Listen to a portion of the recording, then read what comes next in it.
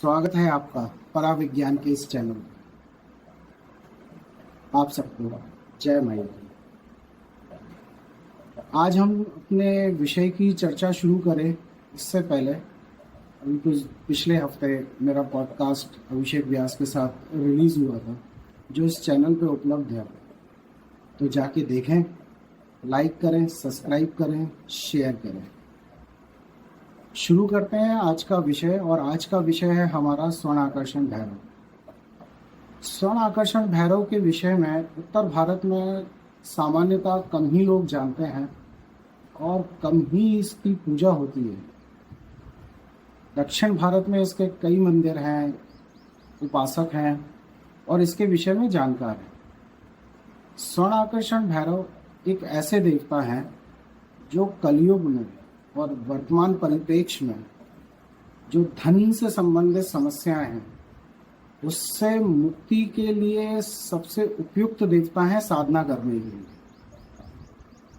स्वर्ण आकर्षण भैरव की उत्पत्ति के विषय में हम अगर बात करें तो कई कहानियां मिलती हैं।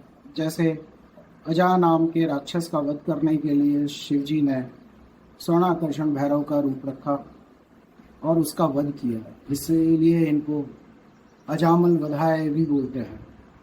इनके मंत्र में ये नाम बहुत उपयुक्त होता है। ऐसी एक और कहानी आती है कि जब देव असल संग्राम हुआ था और युद्ध काफ़ी लंबे समय चला, तो उसमें लक्ष्मी जी और कुबेर जी के पास धन की बहुत कमी हो गई। इनके भंडार खाली हो गए और इस संकट से निपटने के लिए इनने स्वर्ण आकर्षण भैरव की साधना की और भैरव जी प्रकट हुए और लक्ष्मी जी और कुबेर जी के धन भंडार दोबारा से भर गए और अंत में देवताओं की असुरों पर विजय हुई। अगर गौर से देखा जाए तो लक्ष्मी जी को हम धन की देवी मानते हैं और अपने जीवन में धन की कामना के लिए उनकी पूजा आराधना करते हैं, धन प्राप्ति के लिए उनसे प्रार्थना करते हैं। लेकिन एक चीज़ अगर गौर से देखी जाए कि कुबेर जी धन के अध्यक्ष हैं, कोषाध्यक्ष हैं, महालक्ष्मी स्वयं धन की देवी हैं, तो फिर उनके धन भंडार कैसे खत्म हो सकते? ये बहुत ट्रिकी क्वेश्चन है। और अगर विस्तार से लक्ष्मी जी को गहन अध्ययन किया जाए तो समझ में आएगा कि लक्ष्मी जी धन की देवी नहीं है। लक्ष्मी जी का मुख्य कार्य है धन का प्रसार करना, सर्कुलेशन करना, और धन जो हम मूल रूप से हमारे विचार और बुद्धि में आता है, वो पैसा जिससे हम अपने जीवन यापन के संसाधनों को एकत्र करते हैं, खरीदते हैं और अपने जीवन को सरल बनाने के लिए जिस मुद्रा के रूप में धन का प्रयोग करते हैं, हमारे लिए वो धन है जो व्यापार करके, नौकरी करके, अलग अलग कार्य करके हम धन अर्जित करते हैं। हम उसे धन मानते हैं, लेकिन वो धन नहीं है। वो मुद्रा है जो क्रय और विक्रय करने के लिए, खरीदने बेचने के लिए प्रयोग होती है। क्योंकि पूर्व समय में अगर देखा जाए तो किसी की संपत्ति, कौन कितना आर्थिक रूप से सक्षम है, या राजा जो हुआ करते थे उनका धन भंडार यानी स्वर्ण भंडार ही निर्भर तय करता था कि वो कितने आर्थिक रूप से मजबूत हैं, वो राज्य कितना संपन्न है। और ये स्वर्ण के आधार पे होता था। स्वर्ण हमेशा से एक कीमती धातु रही है। समाज में आर्थिक दृष्टि से आकलन करने के लिए समय बदला, स्वर्ण नाना ले जाना, रखना थोड़ा श्रम साध्य था, तो इसके रूप में मुद्राओं का उपयोग किया गया। आज के परिप्रेक्ष्य में भी देशों की अर्थव्यवस्था स्वर्ण पे आधारित है। कोई भी देश उतना ही मुद्रा को छाप सकता है या बना सकता है जितना कीमत का उसके पास स्वर्ण का भंडार है, और वो मुद्रा समाज में प्रचलन के रूप में आती है, सर्कुलेट होती है अलग अलग माध्यमों से। लोग उस सर्कुलेशन का हिस्सा बनते हैं और सर्कुलेशन का हिस्सा बनने से उनको धन की प्राप्ति होती है। तो मूल रूप से धन, जिसे हम पैसा समझते हैं, जिसे आर्थिक संपन्नता समझते हैं, वो है तो स्वर्ण ही। आप उसे कैसे भी समझ सकते हैं। लक्ष्मी केवल पैसे के लिए ही सर्कुलेशन में काम नहीं आती। लक्ष्मी का काम है प्राणी मात्र जो इस संसार में है उसको उन संपदाओं का, जिससे उनका जीवन यापन चले, उनकी वृद्धि हो, वो सारी संपदा धन के रूप में काउंट करती हैं और उसका प्रसार करती हैं, जिससे सबके पास वो पहुंचे और हर जीव का पालन अच्छे से हो सके। तो लक्ष्मी जी प्रसार का माध्यम है किसी भी धन संपदा का, इसलिए लक्ष्मी जी के रूप भी अलग है। संतान हमारी संपत्ति का ही एक रूप है, संसाधन है, वो भी एक प्रकार का धन है। पशु हुआ करते थे पूर्व समय में, लोग कितने गाय भैंस बकरी उनके पास हैं, ये उनकी आर्थिक स्थिति को दर्शाता था, तो वो भी एक संपदा है। स्त्री भी एक धन है क्योंकि वो आपके जीवन को सुगम और आपके परिवार को मजबूत बनाती है।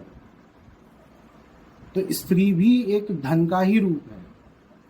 इस तरीके से धन के कई रूप हैं, लेकिन हम यहाँ जिस विषय में बात कर रहे हैं, धन जो मुद्रा या स्वर्ण के रूप में हमारे पास हमको आर्थिक मजबूती देती है, क्योंकि अब पशु, भूमि आदि धन के रूप में उतने काउंट नहीं होते। व्यापार तो आज की तारीख में पशुओं के रूप में होता है, लोग करते हैं पशुओं का व्यापार, लेकिन मूल उद्देश्य उसके पीछे धन अर्जित करना ही होता है, मुद्रा अर्जित करना ही होता है। मुद्रा आएगी, वो अपने जीवन के सुख संपन्न के संसाधनों को अर्जित करेंगे और अपने जीवन में उन्नति करेंगे। ये ऐसा मूल गुण उनके उसमें स्वभाव में है। तो लक्ष्मी जी की अक्सर देखा गया है साधना करने के बाद धन आता तो है, लेकिन कुछ समय के बाद पुनः धन की आवश्यकता पड़ती है, आदमी फिर अपने आर्थिक संकटों में फंसता है।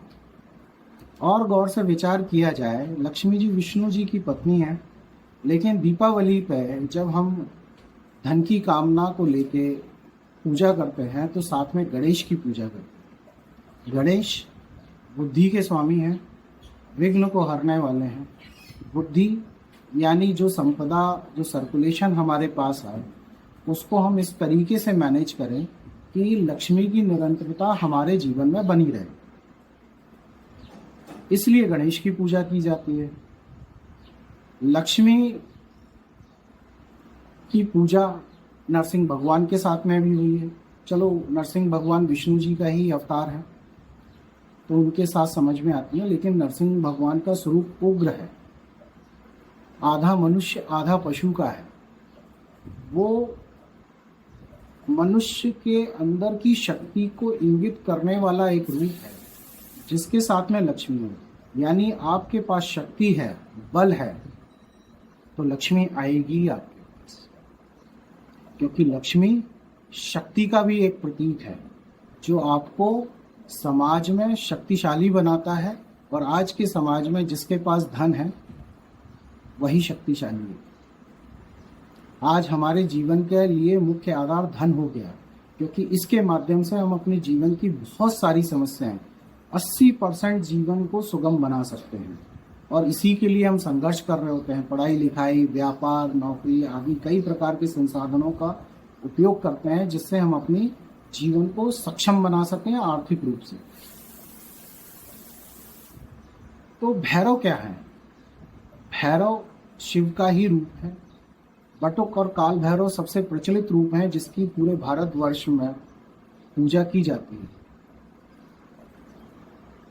इन्हीं रूप में एक भैरव का वो रूप है जो धन, जिसकी आवश्यकता आज के समय में हमको है, उसका आकर्षण करते हैं। वो स्वयं धन के देवता हैं। इनका कोष कभी खाली नहीं होता। इनकी कृपा जिस पे होती है उसके जीवन में धन की कभी भी कमी नहीं होती है। आर्थिक संकट उसकी जिंदगी से हमेशा हमेशा के लिए समाप्त हो जाए। इनकी पूजा शाक्त संप्रदाय में श्री कुल में सबसे ज्यादा हुई है। श्री कुल के अंतर्गत आने वाले देवता स्वर्ण आकर्षण भैरव हैं। स्वर्ण आकर्षण भैरव को ऐसा कहा जाता है श्रीमंडल महाभगवती राजराजेश्वरी का जो समस्त संसार की जो स्वामिनी है, उसका जो कोष है, जो अनंत कोष है, उसके अध्यक्ष स्वर्ण आकर्षण है। यानी इनकी कृपा से कभी भी धन की कमी नहीं होने वाली। ये श्री विद्या श्री कुल के अंदर श्री विद्या में वाराही स्वर्ण आकर्षण भैरव प्रमुख देवता हैं, जिनकी उपासना भगवती के साथ में की जाती है और इनकी कृपा से ही आदमी जीवन में उन्नति, प्रगति और संपन्नता को प्राप्त करता है।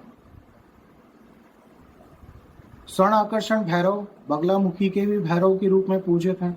माँ भगवती बगलामुखी श्री कुल के अंदर आने वाली ही देवी है, अष्टम महाविद्या के रूप में पूजित हैं। भगवती श्री कुल की हैं। इनकी पूजा आराधना शत्रुओं का नाश तो करती ही करती है, अपने साधक के जीवन से हमेशा हमेशा दरिद्रता का भी नाश कर देती है। इस कार्य में सहयोग करने के लिए भैरव रूप में सिर्फ स्वयं स्वर्ण आकर्षण भैरव के रूप में पूजित हुए। तो स्वर्ण आकर्षण भैरव की उपासना पूजा से ये तो तय है कि उनकी जीवन में साधक के हमेशा के लिए समस्याएं समाप्त हो जाती हैं आर्थिक रूप से। अगर आज के परिप्रेक्ष्य में स्वर्ण का संचय का अगर भारतवर्ष में आकलन किया जाए तो सबसे ज़्यादा स्वर्ण की खपत दक्षिण भारत में है। दक्षिण भारत में लोग स्वर्ण को बहुत सहेजते हैं और उनका आकर्षण भी स्वर्ण के प्रति अधिक है। और मूल रूप से स्वर्ण आकर्षण भैरव की आराधना और साधना दक्षिण भारत में बहुत हुई है और आज भी हो रही है। उनके कई मंदिर हैं, उनकी पूजा पद्धति के जानकार हैं और उस स्वर्ण आकर्षण भैरव की साधना तांत्रोक्त विधि से भी है, शास्त्रोक्त विधियां भी हैं, जैसे मंत्र जप करना, तर्पण करना, यंत्राभिषेक करना, हवन करना और शिव जी पे भी स्वर्ण आकर्षण भैरव की अभिषेक किया जाता है। पूरा विस्तार है। जैसा मेरा विषय है स्पिरिचुअल डीएनए, अगर आपने स्पिरिचुअल डीएनए के मेरे वीडियोस नहीं देखे हैं तो जाके एक बार देखें। उसमें मैंने बताया था कि आपके डीएनए से भैरव के जो अष्ट रूप हैं वो और अष्ट मातृकाएं हैं वो संबंध रखती हैं आपकी कुल देवी और देवता के रूप में। स्वर्ण आकर्षण भैरव की बात करें तो इनके पूजन में अष्ट भैरव और अष्ट मातृकाओं की पूजा की गई है, जिसमें अष्टम मातृका तो स्वयं लक्ष्मी जी हैं, जिनकी उपासना की गई है, जिनकी पूजा होती है। स्वर्ण आकर्षण भैरव के यंत्र मंडल में उनका स्थान है अष्ट मातृकाओं के रूप में, बटुक भैरव के रूप में, क्षेत्रपाल के रूप में, अष्ट भैरव के रूप में, काल भैरव के रूप में, इन सबको स्थान मिला है। जब इनकी संयुक्त पूजा करते हैं तो आपका डीएनए आकर्षण का माध्यम बनता है, जो धन को अपनी ओर आकर्षित करता है। धन, मैं उस धन की बात कर रहा हूं जो मुद्रा रूप में आज प्रचलित है, जिसको संचित करने के लिए, अर्जित करने के लिए हम दिन रात प्रयास करते हैं, हम कामना करते हैं, प्रार्थना करते हैं। आज अधिकांश मंदिर जाने वाले, पूजा पाठ करने वाले हर आम और खास आदमी की सबसे पहली प्राथमिकता में एक धन जरूर होता है कि प्रभु हमको धन दीजिए, जिससे हम पुण्य कर्म भी कर सकें और अपने जीवन को सुगम बना सकें। अगर जीवन में धन की कामना है तो स्वर्ण आकर्षण भैरव से जुड़े, उनकी पूजा आराधना करें और अपने जीवन को आर्थिक रूप से मजबूत करें। मिलते हैं फिर नए वीडियो में, तब तक के लिए जय माई।